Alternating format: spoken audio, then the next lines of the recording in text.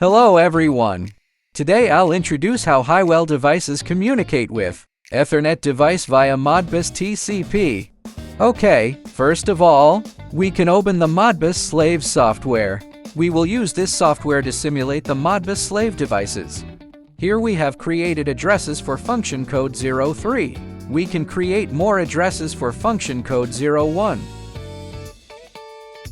Click to set the definition. Here we build 10 address. OK, we can click to connect. Click OK. Next we can go to SCADA software. Create a new project.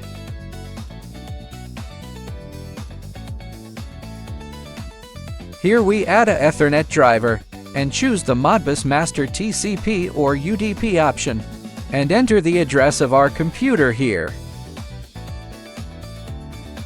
Click OK, and next we will add the address. Select 4x.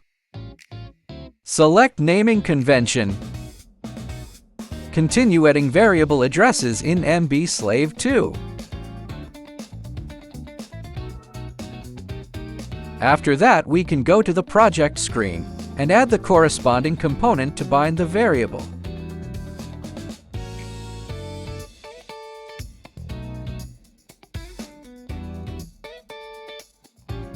OK, after this, we can download the project into our HMI. OK, as you can see, this is the project that we made. We can change the value in the Modbus slave software.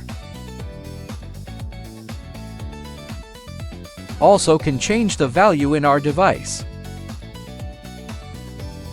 You can see the communication is stable and fluent between two ends.